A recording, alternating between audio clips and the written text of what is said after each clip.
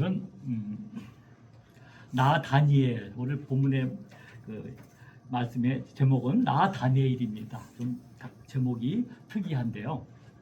이 제목을 가지고 같이 은혜를 받는 귀한 시간 되시길 주님의 이름으로 간절히 축복드립니다. 여러분 잘 아시다시피 다니엘은 구약 인물 가운데 손에 꼽을 만한 신앙의 사람, 영적 거인입니다.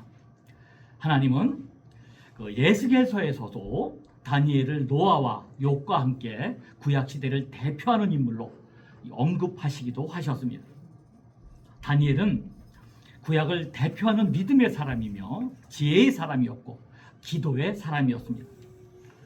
하지만 다니엘은 인간적으로 따지고 보면 굉장히 우울하고 험난한 세월을 살았던 사람이었습니다.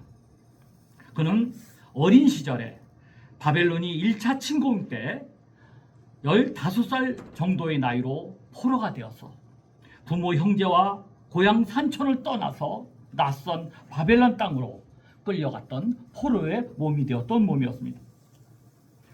다니엘은 포로로 끌려간 바벨론에서 70여 년간의 세월을 모두 다 보냈고 그리운 고국 땅을 다시는 밟아보지 못했던, 그리고 머나먼 이국 땅에서 그저 그렇게 살다가 죽은, 인간적으로는 비운의 시대를 살았던 그런 불쌍한 사람이었습니다.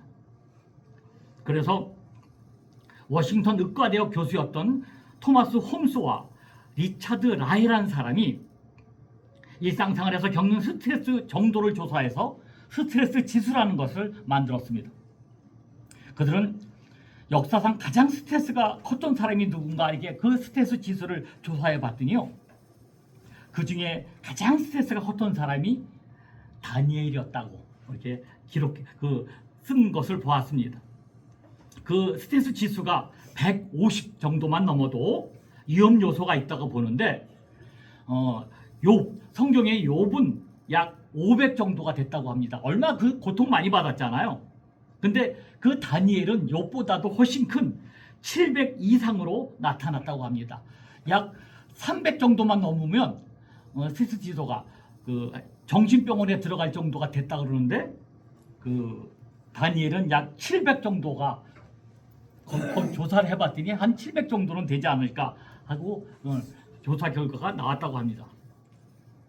그런데도 다니엘은 그 다니엘의 이름의 뜻이 하나님이 심판하신다라는 뜻인데요, 그 이름처럼 그렇게 지독한 외적 환경 속에서도 이 엄청난 스트레스에도 불구하고 오히려 그 포로된 땅에서 그는 흔들림 없이 자신이 당한 환경을 잘 이겨내고 정말로 우뚝 서서 하나님이 기뻐하시는 영적 거인으로 살아낼 수 있었던 것입니다.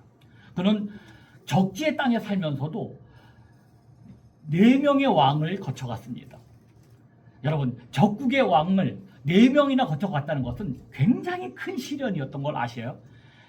처음에 느부갓네살 왕한테 끌려가서 어찌어찌해서 총리 대신이 됐으면 그걸로 참 멋진 삶을 살았다고 했으면 좋은데, 그 느부갓네살 왕을 또 다른 왕이 죽이고 왕이 됐으면요, 당장 없앨 대상 중에 하나가 총리 대신입니다. 근데 그 왕 슈아에서도 다시 총리 대신이 되었고, 계속해서 4번의 왕이 바뀌는 상태 속에서도 총리 대신을 유지한, 그는 참 그렇게 어려운 상황 속에서도, 그 큰 스트레스 속에서도 그는 그 어려움을 극복한 위대한 영적 거인으로 살아갈 수 있었던 것입니다.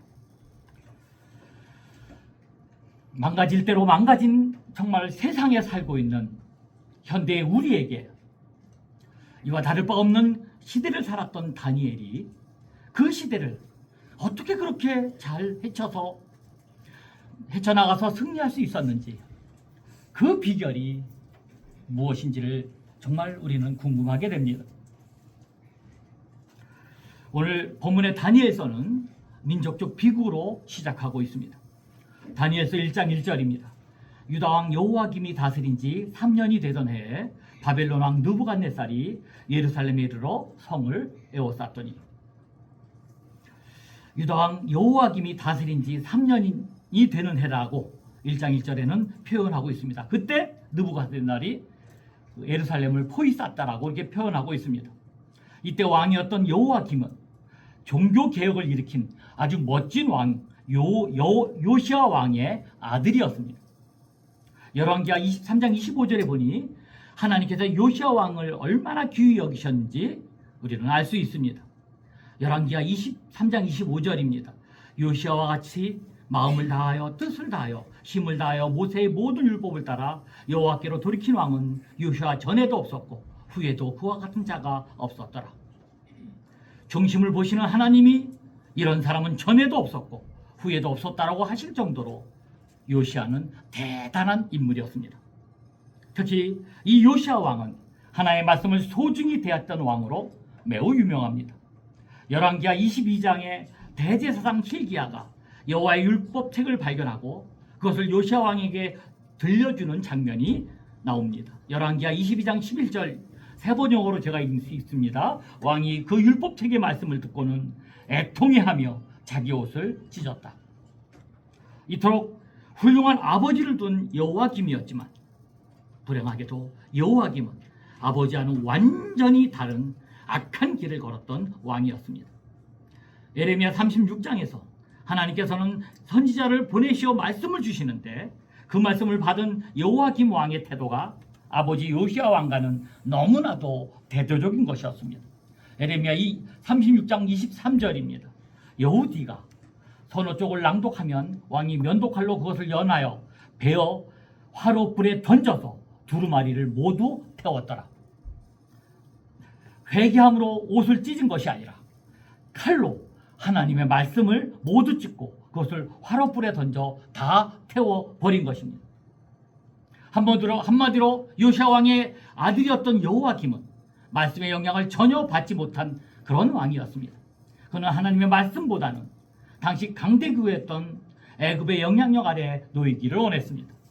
다시 말해 여호와김은 하나님 말씀보다는 그저 눈에 보이는 환경과 상황에 더 많이 휘둘렸던 인물이라 할 수 있습니다. 이것이 바로 오늘날 수많은 그리스도인에게서 볼 수 있는 현실인 것 같습니다. 교회는 분명 다니는 것 같은데, 분명 크리스찬이라고 말은 하는데 하나님 말씀보다는 그저 상황과 힘 있는 사람의 영향을 받으며 살아가고 싶어하는 현실 말입니다. 날마다 들려오는 세상의 소리, 사람, 이념의 영향을 받아 이미 굳어버린 자기 생각을 가지고 있으면서 자기 생각이 옳다는 것을 나타내기 위해 하나님의 말씀을 끌어들여 이용하는 경우가 얼마나 많은지 우리는 알지 못합니다.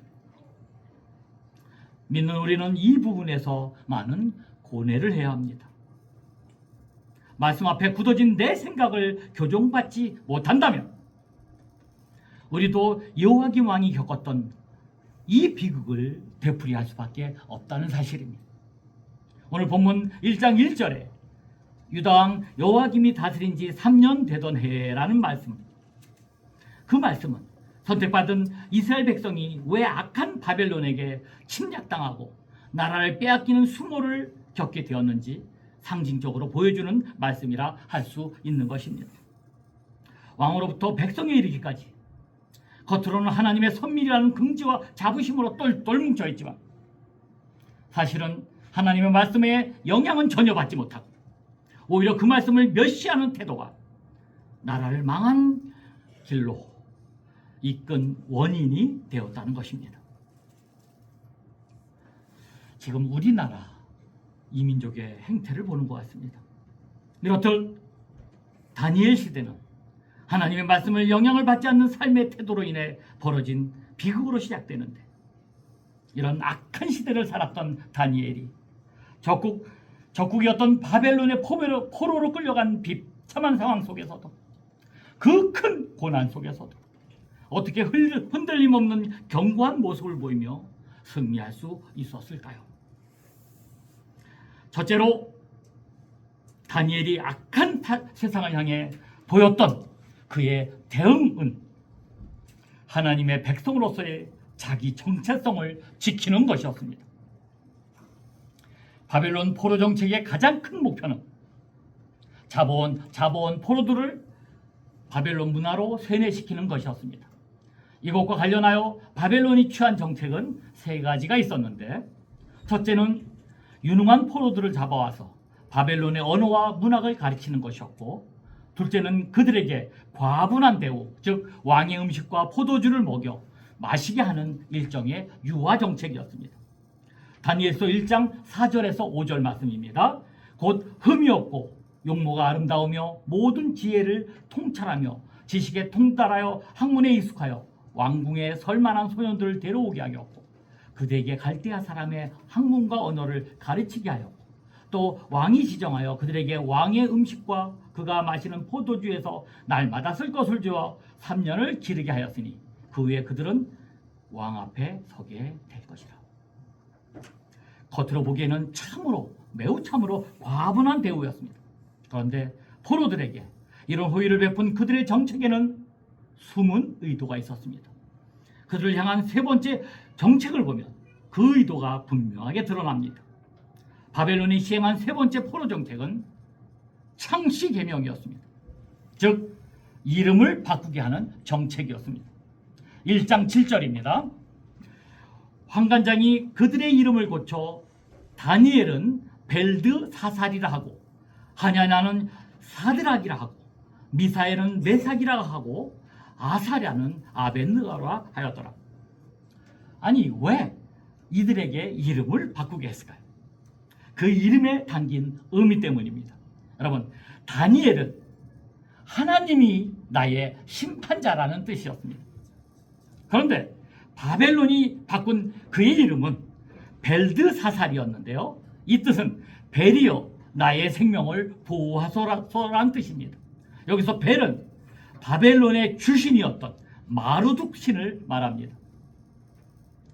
다니엘의 세 친구 이름도 마찬가지입니다. 하냐냐는 여호와가 은혜를 베푸신다는 뜻인데, 바벨론이 바꾼 이름 사드락은 아쿠의 명령이란 뜻으로 아쿠는 달의 신을 가리킨다고 합니다.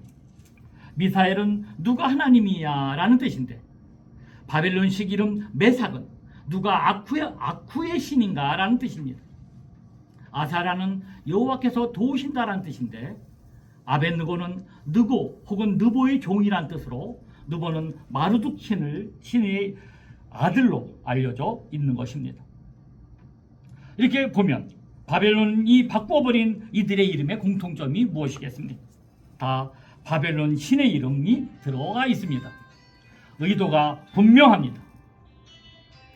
포로들에게 과분한 고급 학문을 가르쳐주고 왕의 음식을 먹게 해주면서 노린 그들의 의도는 딱 하나입니다.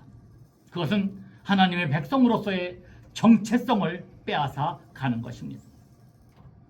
저는 하나님의 백성으로서의 정체성을 빼앗으려는 바벨론의 정책이 오늘 우리 시대에도 그대로 적용되는 것 같아서 매우 큰 두려움을 느낍니다. 우리 청년들과 청소년들의 입장에서 이 시대의 문화는 외면할 수 없는 정말로 큰 매력으로 다가옵니다. 그들에게 절대적인 영향을 미치는 스마트폰도, 그리고 매일 접하게 되는 인터넷과 영화와 각종 영상도 떨치기 어려운 매력입니다. 그러나 이렇게 떨치기 어려운 매력으로 다가오는 각종 문화 속에는 하나님의 말씀이 전하는 가치관과는 너무나 다른 메시지가 내포되었다는 사실입니다. 지금 인터넷이나 스마트폰을 타고 어린 청소년들을 자극하는 상상을 초월하는 음란물이 너무나 많이 범람하고 있다는 사실을 여러분은 아십니까? 이 음란물들이 우리 아이들을 유혹하며 지금도 소리 지르고 있습니다. 누려라! 다 누려라! 본능이 이끄는 대로 마음껏 누려라! 마치 포로로 잡혀온 다니엘과 같은 젊은이들을 향해 왕의 음식을 먹고 왕의 포도주를 다 마셔라. 마음껏 다 누려라. 대신 딱 하나, 이름만 바꿔라. 하나님의 자녀라는 정체성만을 포기하고 니네 마음껏 좋은 것 먹고 좋은 것 누리라라고 그렇게 외친 것처럼 저는 이러한 사실들이 너무나 가슴이 아픕니다.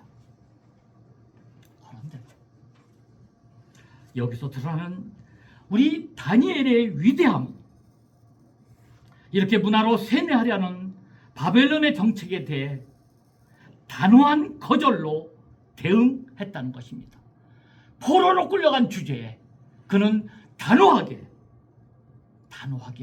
그것은 아니라라고 대응했다는 것입니다. 다니엘이란 이름을 포기하고 벨드사살로 바꾸라는 한 환관장의 요구에 대한 다니엘의 단호한 태도를 우리는 오늘 말씀을 통해서 분명한 태도를 볼 수 있는 것입니다. 7장 15절, 다니엘서 7장 15절 읽어드립니다. 나 다니엘이 중심에 근심하며 내 머릿속의 환상이 나를 번민하게 한지라. 다니엘서 8장 1절입니다. 나 다니엘에게 처음에 나타난 환상 후 벨사살 왕 제3년에 다시 환상이 나타나니라. 다니엘서 8장 15절입니다. 똑같이 시작합니다. 나 다니엘 환상을 보고 그 뜻을 알고자 할 때 사람 모양 같은 것이 내 앞에 섰고. 여러분, 이 말씀은, 지금 세 구절의 말씀은 다른 성경에는 전혀 쓰이지 않는 표현입니다. 벨드사살이 아니라 그냥 다니엘이 아니라 나는 다니엘이다. 단호한 결의가 느껴지고 있는 것입니다. 뿐만 아니라 다니엘은 왕의 음식을 거부하고 있습니다. 다니엘서 1장 8절입니다. 다니엘은 뜻을 정하여 왕의 음식과 그가 마시는 포도주로 자기를 더럽히지 아니하도록 환관장에 구하니, 포로로 잡혀온 주제에 왕이 자기가 먹는 음식과 포도주를 베풀겠다고 했는데 그것을 거절하니 사실 얼마나 무례한 일입니까? 게다가 왕의 음식을 먹고 마시는 것을 자기를 더럽히는 짓으로까지 표현하고 있으니 무례를 넘어서 너무나 무엄한 태도로, 이거는 생명을 위협할 수 있는 그런 극도의 위험한 짓이기도 한 것입니다. 그런데 다니엘은 왜 이러한 단호한 표현을 썼을까요? 하나는 그 당시 왕의 음식과 포도주는 먼저 우상에게 드려진 음식이기 때문에 다니엘은 그것을 먹으면 자기가 더럽혀진다라고 인식했을 것입니다. 그리고 또 하나는 다니엘이 왕의 음식과 포도주를 거절하는 행위 속에는 오직 하나님만을 최고의 자리에 두겠다는 결단이 포함되어 있다는 것입니다. 결국 바벨론이 포로들에게서 빼앗고자 했던 것은 하나님의 백성으로서의 정체성이었고, 다니엘은 그것을 나 다니엘로 단호하게 거부했던 것입니다. 나 다니엘, 이것이 다니엘이 악한 세상을 향해 보였던 첫 번째 대응이었습니다.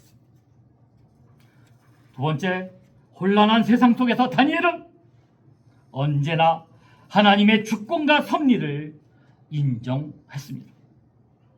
다니엘이 혼란한 세상 속에서 자신을 지킬 수 있었던 것은 그가 그 적국에서도 하나님의 주권과 섭리를 인정했기 때문입니다.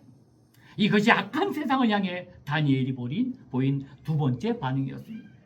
겉으로 보면 다니엘이 느부갓네살 왕의 영향력 아래 그냥 놓여 있는 것처럼 보입니다. 다니엘의 목숨과 운명이 왕이었던 느부갓네살 왕의 손에 달린 상황으로 보일 수밖에 없습니다. 그런데 찬찬히 말씀을 들여다보면 중요한 메시지가 그 안에 들어있습니다. 1장 1절과 2절을 제가 다시 읽습니다. 유다왕 여호야김이 다스린 지 3년이 되던 해에 바벨론 왕 느부갓네살이 예루살렘에 이르러 성을 에웠었더니 주께서 유다왕 여호야김과 하나님의 전 그릇 얼마를 그의 손에 넘기시며, 사람의 눈에 보이기에는 바벨론의 강력한 권력자 느부갓네살 왕이 자기 나라를 망하게 했고 그 결과 적국의 포로로 끌려온 것처럼 보이지만, 다니엘의 고백에 따르면 실상은 이 모든 것은 하나님께서 타락한 이스라엘 백성을 징계하심으로 그렇게 됐다는 메시지가 분명히 숨겨져 있다는 사실입니다. 다니엘서 1장 8절과 9절입니다. 다니엘은 뜻을 정하여 왕의 음식과 그가 마시는 포도주로 자기를 더럽히지 아니하려 하고 자기를 더럽히지 아니하도록 환관장에게 구하니 하나님이 다니엘로 하여금 환관장에게 은혜와 긍휼을 얻게 하신지라. 여기서도 마찬가지입니다.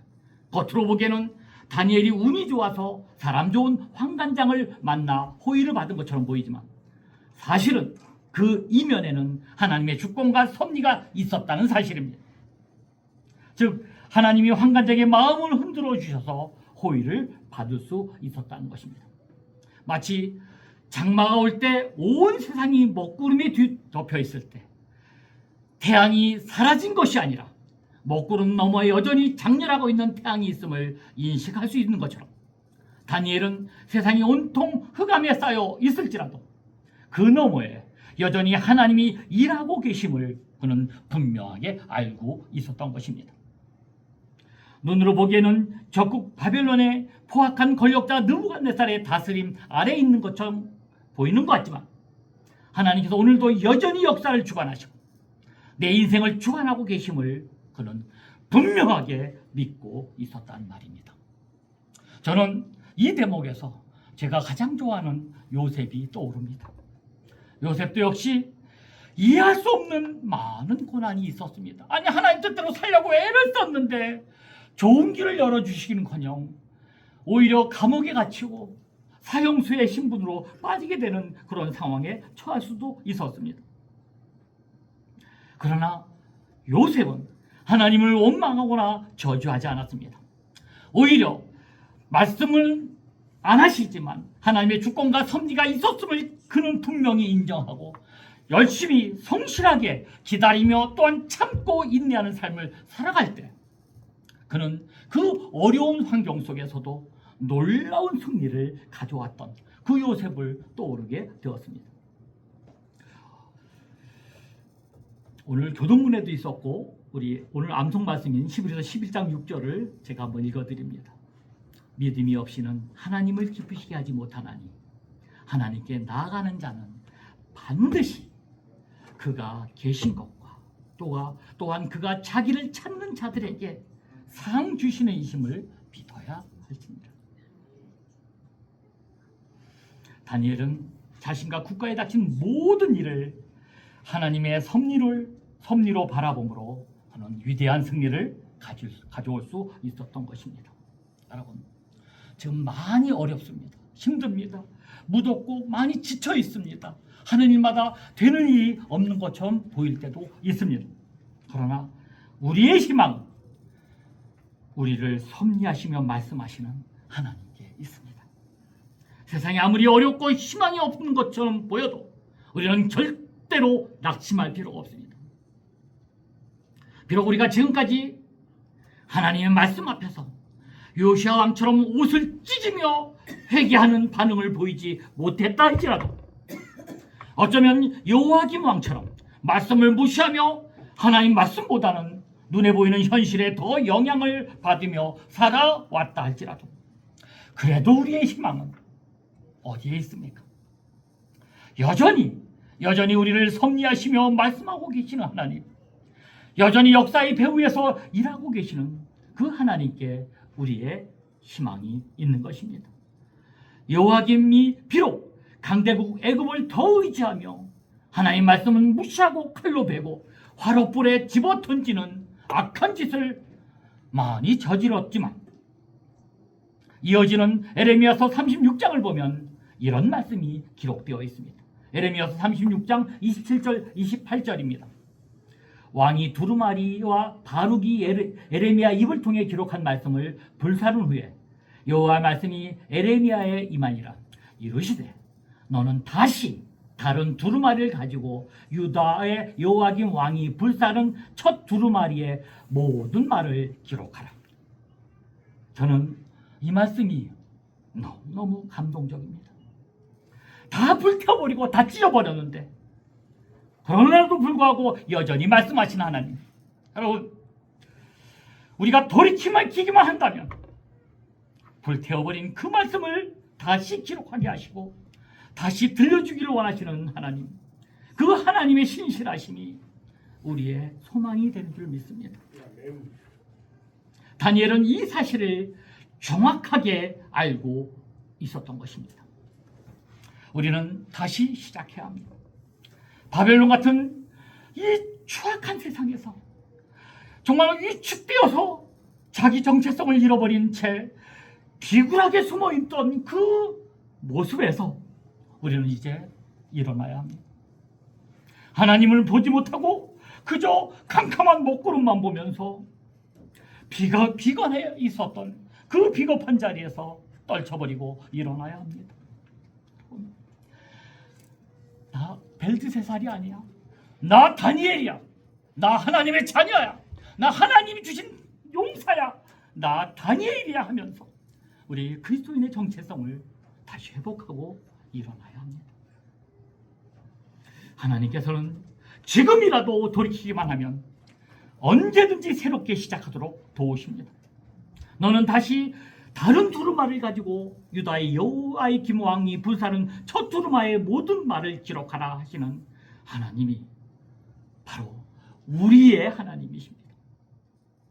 이 어려운 환경을 이기는 힘은 하나님의 말씀에 있습니다. 그 말씀으로 다시 돌아가 이제 우리는 다시 시작하십시다. 우리 내면에 비구하고 우울하고 패배감에 시달리며 늘 안 된다고 생각하는 그 모든 것들을 단번에 몰아내시는 성령의 역사와 능력을 우리가 다 경험하시는 여러분 되시기를 간절히 축원드립니다. 어떤 환경 속에서도 여러분, 저와 여러분 모두가 나 다니엘이야. 나 하나님의 자녀야.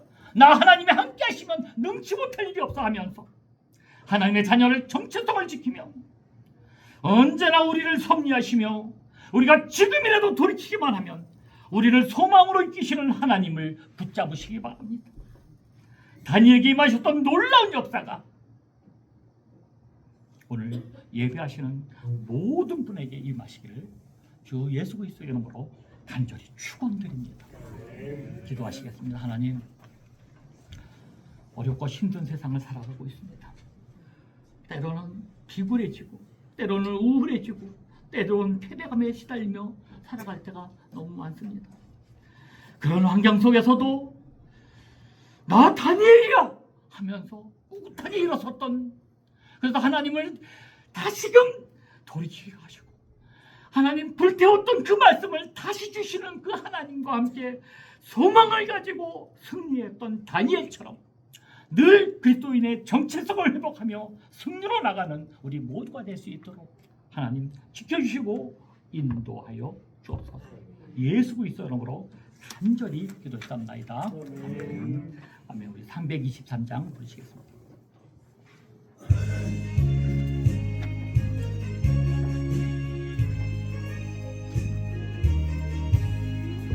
푸른 바다 나서니 어디든지 가오리다. 괴로우나 즐거우나 주만 따라가오리니 어느 누가 막으리까 조금 힘들 막으리까 어느 누가 막으리까 조금 힘들 막으리까 악을 골짝 빈들에도 복음 돌고 가오리다. 소돔 같은 거리에도 사람 안고 찾아가서 종의 몸에 질린 것도 아낌없이 드리리라. 종의 몸에 질린 것도 아낌없이 드리리라. 종기 영광 모든 권세 주님 홀로 받으소서. 멸시천대 십자가는 제가 지고 가오리라. 이름 없이 빛도 없이 감사하며 섬기리라. 이름 없이 빛도 없이 감사하며 섬기리라.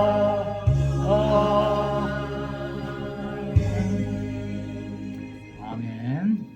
네, 말씀드리겠습니다. 지금 날씨가 매우 무덥고요. 아프신 분들도 많은데요. 건강 조심하시고 늘 기도로 승리하시기 바랍니다. 이제 9월 달부터는 선선하시는데 이제 9월 달부터는 우리 속회도 시작하고 우리 금요 기도회도 시작합니다. 우리 다 같이 더 열심을 내서 하나님 일에 최선을 다하시길 부탁드립니다. 오늘 그 애찬이 이제 없다고 나와 있는데요. 오늘은 제가 저기 김밥을 사왔습니다. 김밥을 사왔는데 팔뚝김밥이라고 들어보셨어요? 김밥이 커서 근데 맛있는 팔뚝김밥하고 또 황금 고구